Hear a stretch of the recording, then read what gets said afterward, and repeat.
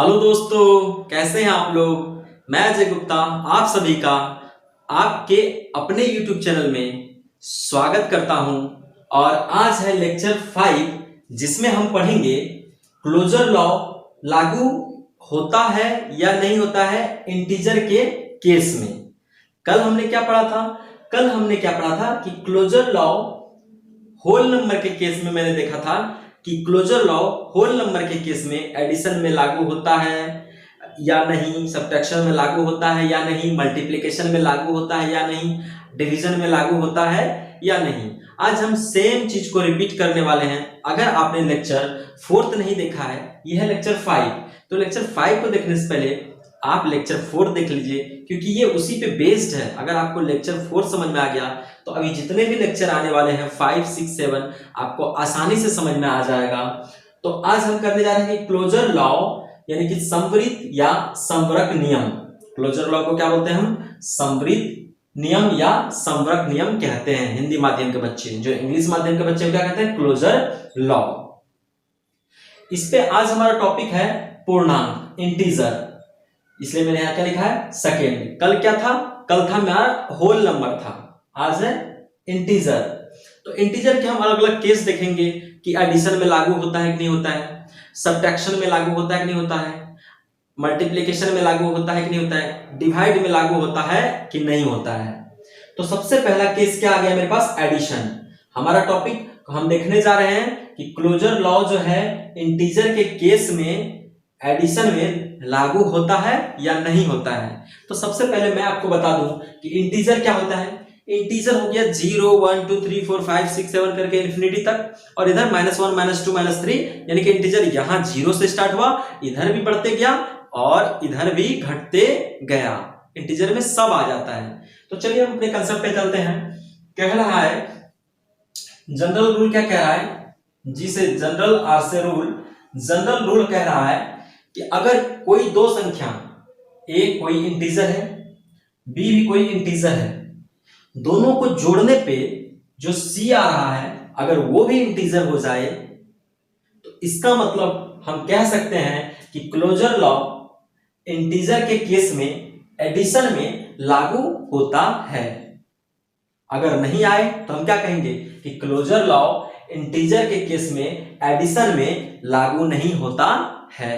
Example से समझते हैं। और ए बी सी क्या होगा? तो यहां पे पिछले लेक्चर में A B C belongs to whole number था, होल नंबर के फैमिली से बिलोंग कर रहा था वो, लेकिन यहां पे जो ए बी सी है कहां से आएगा? ये आएगा इंटीजर से।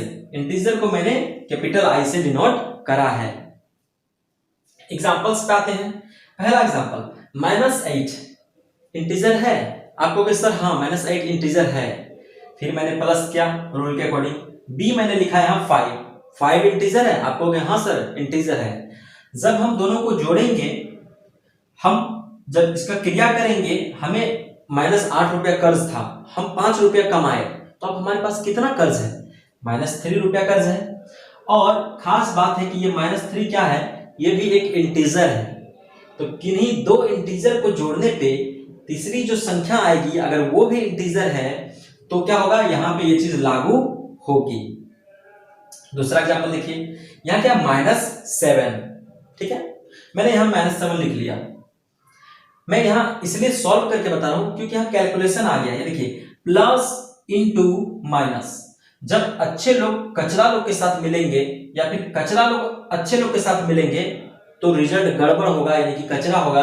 तो यानी कि प्लस इंटू माइनस क्या हो जाएगा? माइनस। उसके बाद क्या है? 4, तो मैंने यहां क्या लिख दिया? 4।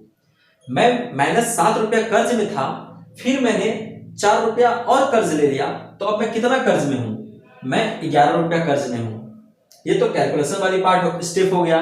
कंसेप्ट को समझिए। -7 इंटीजर था, उसमें मैंने कोई और इंटीजर जोड़ा जो कि है -4, तो जोड़ने पे मुझे -11 आया। संयोग देखिए, ये भी क्या है? एक इंटीजर है। इसका मतलब क्या कि ए बी और सी कहां से बिलोंग कर रहा है? ए बी सी बिलोंग्स कर रहा है इंटीजर से। तो इसका मतलब ये यहां भी लागू हो रहा है, कोई दिक्कत नहीं है। कहने का मतलब हो गया कि क्लोजर लॉ इंटीजर के केस में एडिशन में लागू अभी तक तो हो रहा है। आगे देखते हैं। ये देखिए एक इंटीजर, ये दूसरा इंटीजर, दोनों को जोड़े 8 5 8 और 7 कितना हो गया, 15 हो गया। ये भी इंटीजर है और A B C belongs to integer है, कंडीशन फॉलो कर रहा है, तो ये यहां भी क्या हो जाएगा, क्लोजर लॉ इंटीजर के केस में वैलिड हो रहा है। यहां देखिए -9 रुपया मेरे पास कर्ज था, एग्जांपल 4 देखिए, मेरे पास क्या था, -9 रुपया कर्ज था और मैंने 2 रुपया कमाया, तो अब मेरे पास कितना कर्ज होगा, -7 होगा। तो ये भी इंटीजर, ये भी इंटीजर, और दोनों को जोड़ने के बाद जो संख्या आया है सी, वो भी इंटीजर है, इसका मतलब यहां भी लागू हो रहा है। तो हम धड़ल्ले से बिना किसी संदेह का हम ये कह सकते हैं, चैलेंज के साथ क्या कह सकते हैं कि क्लोजर लॉ जो है इंटीजर के केस में एडिशन में हमेशा लागू होता है। क्या होता है, हमेशा वैलिड होगा, हमेशा वैलिड, ऑलवेज वैलिड, यानी हमेशा लागू होगा। आप ये बात डंके की चोट पे कह सकते हैं। अब हम कहां चलेंगे, हमने देख लिया एडिशन, देख लिया, अब हम चलते हैं कहां, सब्ट्रैक्शन में। सब्ट्रैक्शन जो है, क में एडिशन को देखें हम, ख में सब्ट्रैक्शन है। सब्ट्रैक्शन मतलब व्यवकलन, जिसको कि हम क्या बोलते हैं, घटा बोलते हैं। सावन की घटा नहीं, वो घटा जो हमारा कटता है ना, तो हम माइनस में जाते हैं, वो वाला घटा, ठीक है, सब्ट्रैक्शन, सब्ट्रैक्ट। इसका जनरल रूल क्या कह रहा है, ध्यान से देखिए, जनरल रूल कह रहा है, जी से जनरल, आर से रूल, कह रहा है कि अगर कोई इंटीजर है ए, उसमें से हम कोई दूसरा इंटीजर को घटाते हैं बी को, तो रिजल्टेंट जो परिणाम आएगा, अगर वो सी वो भी इंटीजर हो, तो ये रूल वहां लागू हो जाएगा। और एबीसी कहां से बिलोंग्स करना चाहिए, इंटीजर से। सारी बातें मैं इंटीजर्स के लिए कर रहा हूं, कंडीशन यहां पे अप्लाइड है। एग्जांपल्स देखते हैं।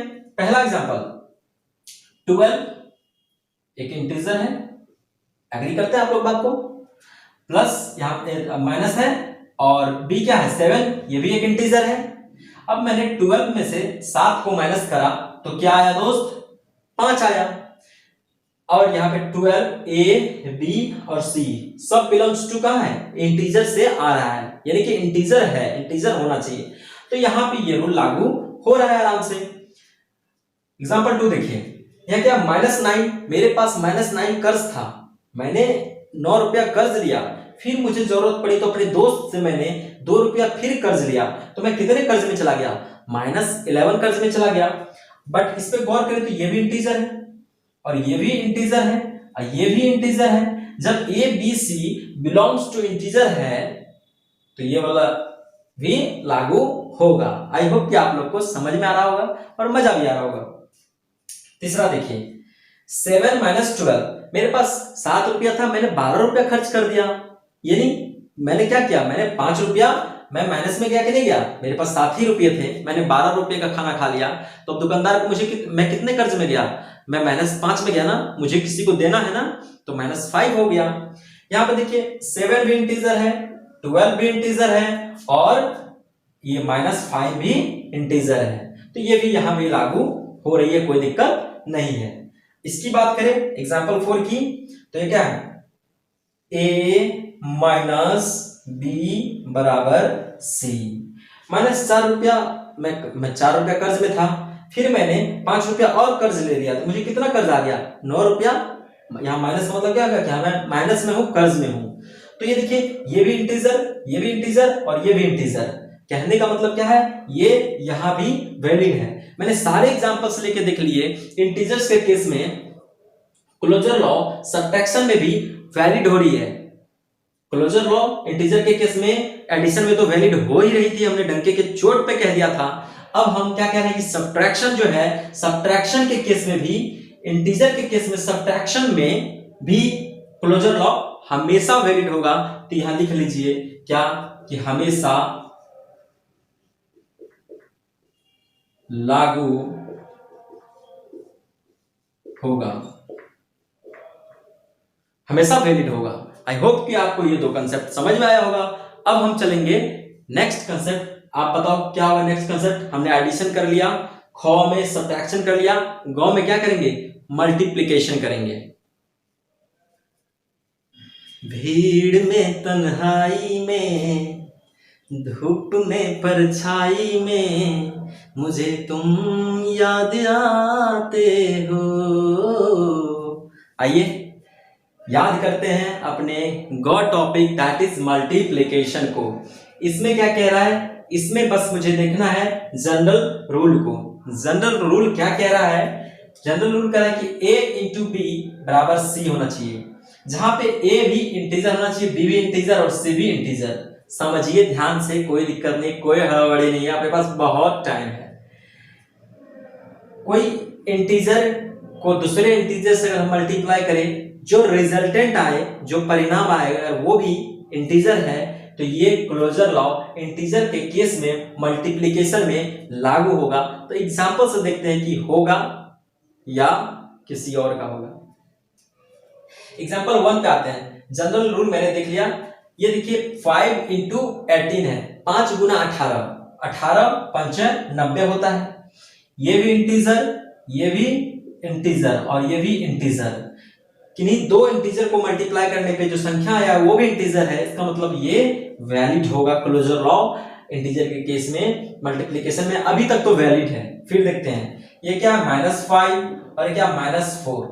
मैंने जब मल्टीप्लाई किया क्या हो जाएगा, ये देखिए माइनस, ये भी कचरा है, यहाँ भी माइनस, ये भी कचरा है। जब दो कचरा मिलेगा तो क्या होगा, दोनों एक दूसरे से लड़ेगा नहीं, रिजल्ट पॉजिटिव आएगा क्योंकि दोनों कचरा है, और धोएगा तो दोनों को धो देगा। तो माइनस इंटू माइनस, तो यहाँ तो प्लस आ गया, और ये 5 इंटू 4 20 आ गया, यानी कि यहाँ भी लागू है क्योंकि -5 इंटीजर है, -4 इंटीजर है और 20 भी क्या है, इंटीजर है। एग्जाम्पल तीसरा को देखिए। एग्जाम्पल तीसरा में क्या करा कि -8 इंटू 5 बराबर -40 हो गया। देखिए 8 पंचे 40, और ये कचरा है और ये अच्छा है, दोनों लड़ेगा तो रिजल्टेंट क्या होगा, कचरा होगा। ठीक है कि नहीं है, तो -40 आ गया। ये भी क्या है, इंटीजर है, और ये भी क्या है, इंटीजर है, और दोनों को मल्टीप्लाई करने पे -40 जो है ये भी इंटीजर है, यानी कि A B C belongs to integer. इसका मतलब क्या हो गया कि यहाँ भी ये वैलिड है। मैं बोर्ड से हट जाया करूंगा, आप पॉज कर करके इसको देख सकते हो, अपना नोट्स बना सकते हो। आप चाहो तो टेलीग्राम चैनल भी ज्वाइन कर सकते हो, सब कुछ आपको मिल जाएगा PDF. CTET 1 2 3 without any gap. CTET capital में लिखिएगा, C capital T capital E capital T 1 2 3। यहाँ पे आप जब टेलीग्राम चैनल ज्वाइन करोगे तो आपको पीडीएफ मिल जाएगा, आपको इतना मशक्कत करने की कोई जरूरत नहीं है। एग्जाम्पल 4 में आते हैं।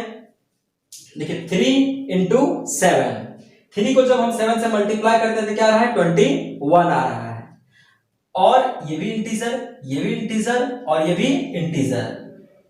दो इंटीजर को मल्टीप्लाई करने पे जो रिजल्टेंट आया है, जो रिजल्ट आया है वो भी इंटीजर है। यानी इसका मतलब क्या होगा, क्लोजर लॉ इंटीजर के केस में मल्टीप्लिकेशन में भी हमेशा वैलिड होगा। तो लिख लीजिए क्या, हमेशा, हमेशा लागू होगा, कोई दिक्कत नहीं है। आई होप कि आप लोग को ये कॉन्सेप्ट समझ में आ रहा है। अब हम क्या करेंगे, अब हम करेंगे घ, दैट इज मल्टीप्लिकेशन के बाद हम करेंगे डिवीजन, भाग। और ये है आज के लेक्चर का लास्ट टॉपिक घ, जो कि है डिवीजन। डिवीजन मतलब भाग, जो हम भाग देते हैं उसको हम डिवीजन कहते हैं, जिसको हम सिंपली क्या बोलते हैं, भागा भी कहते हैं। जनरल रूल क्या कहता है कि अगर कोई इंटीजर है, अगर कोई इंटीजर है और उसको हम भागा दे रहे हैं किसी दूसरे इंटीजर से, और रिजल्टेंट परिणाम क्या आ जा रहा है, वो भी एक इंटीजर ही आ जा रहा है, तो क्या कह सकते हैं कि क्लोजर लॉ इंटीजर के केस में डिवीजन में लागू होगा। लेकिन हम एग्जांपल से देखते हैं लागू होगा या नहीं होगा। पहला एग्जांपल क्या है, 8 भागा 2, 8 डिवाइडेड बाई 2, रिजल्टेंट क्या आ रहा है, 4 आ रहा है। 8 क्या है, 8 भी इंटीजर और 2 भी इंटीजर। जब एक इंटीजर को दूसरे इंटीजर से हम भागा दिए तो रिजल्ट आया 4, वो भी इंटीजर है। इसका मतलब A B C belongs to integer, integer है। यहां तो बात ओके है, लागू हो रही है। सारे एग्जांपल्स हम देखते हैं। 4 क्या है, एक इंटीजर है, एग्जांपल 1 खत्म। एग्जांपल 2 पे आते हैं। 4 इंटीजर है, जब हम 4 को डिवाइड करेंगे 5 से, 5 भी एक इंटीजर है। तो रिजल्टेंट क्या आ रहा है मेरा, 4/5 आ रहा है। क्या आ रहा है मेरा रिजल्ट, 4/5 आ रहा है, जो कि ये क्या है, इंटीजर है नहीं है। तो दो इंटीजर को डिवाइड करने पे, एक इंटीजर को दूसरे इंटीजर से डिवाइड करने पे रिजल्टेंट इंटीजर नहीं आ रहा है, इसका मतलब यहाँ पे तो लागू नहीं हो रहा है। और एक भी एग्जांपल जहां पे ऐसा मिले कि लागू नहीं हो रहा है, तो वहीं पे हम कह देंगे, क्या कह देंगे कि क्लोजर लॉ इंटीजर के केस में डिवीजन में लागू नहीं होगा हमेशा। एग्जांपल में ऐसे एग्जांपल्स को हम बता सकते हैं। तीसरा एग्जांपल चलिए, कह रहा है कि 6 डिवाइडेड बाई 3, अगर हम 6 को भागा दे 3 से तो रिजल्ट 2 आ रहा है। 6 इंटीजर है, 3 भी इंटीजर है, जब हम भागा दिए तो क्या आया रिजल्टेंट, 2 आया। 2 भी एक इंटीजर है, A B C belongs to integer, इसका मतलब यहाँ तो ओके है कहानी, कोई दिक्कत नहीं है। एग्जांपल 4 देखिए, 3 डिवाइडेड बाई 2, अगर मैंने 3 को भागा दिया है 2 से तो रिजल्टेंट क्या रहा है, 3/2 आ रहा है। ये भी इंटीजर, ये भी इंटीजर, जब मैंने एक इंटीजर को दूसरे इंटीजर से भागा दिया तो रिजल्टेंट क्या रहा, 3/2। क्या ये इंटीजर है, ये इंटीजर नहीं है, तो ये वाला रूल तो फॉलो हुआ नहीं, तो यहाँ एक कट जाएगा। तो हम क्या कहेंगे कि यहाँ पे क्लोजर लॉ इंटीजर के केस में डिवीजन में हमेशा लागू नहीं होता है। दोस्तों, आप लोग को अगर कंसेप्ट समझ में आ रहा है और चाहते हैं कि डेली मैं इस तरह से कंटेंट प्रोवाइड करता रहूं, तो आप ज्यादा से ज्यादा वीडियो को शेयर कीजिए, क्योंकि बहुत सारे बच्चे ऐसे हैं जिनको कि ऐसे क्रिस्टल क्लियर कंसेप्ट की जरूरत है और उन्हें कंटेंट नहीं मिल पा रहा है। और मुझे इतना सारा प्यार देने के लिए आप सबका बहुत बहुत धन्यवाद। और इसी के साथ जय हिंद, जय भारत।